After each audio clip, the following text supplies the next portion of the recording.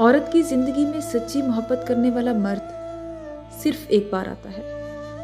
ऐसे में समझदार औरत उसे संभाल के रखती है और बेवकूफ़ औरत अपनी अकड़ और अना की जद में आकर उसे खो देती है और फिर सारी जिंदगी पछताती रह जाती है। औरत तो इतनी बेवकूफ़ होती है कि वो ये भी नहीं समझ पाती कि जब अल्लाह के रसूल ने फरमा दिया है कि औरत को तो जन्नत में जाने के लिए भी सिर्फ एक वजह काफ़ी है, और वो ये कि वो अपने मर्द की फर्मा बरदार हो और अपने मर्द के ऐब किसी दूसरे के सामने जाहिर ना करे।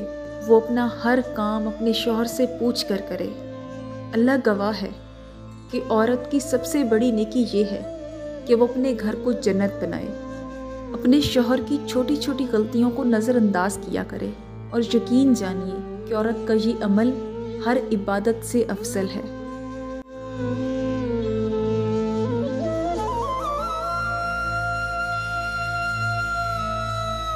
आपको पता है कि मर्द की नफ्सियात है कि मर्द कभी भी अपनी मोहब्बत का इजहार लफ्ज़ों में नहीं करता।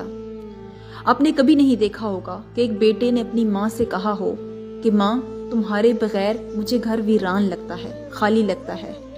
किसी भाई ने अपनी बहन से ये नहीं कहा होगा कि तुम्हारे लाड मुझे बहुत प्यारे लगते हैं। दिन रात सड़कों पर जूता घिसाने वाला ये मर्द कभी भी अपनी बीवी बच्चों से ये नहीं कहता कि मुझे तुम लोगों से बेइंतहा मोहब्बत है।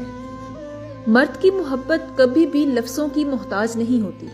अगर आप मर्द की मोहब्बत देखना चाहते हैं तो आप ये देखें कि वो आपकी कितनी फिक्र करता है, कितनी केयर करता है, वो आपका कितना एहसास करता है, वो आपको कितना महफूज रखता है। मर्द की मोहब्बत लफ्ज़ों की मोहताज नहीं होती, बल्कि मर्द की मोहब्बत प्रैक्टिकल होती है।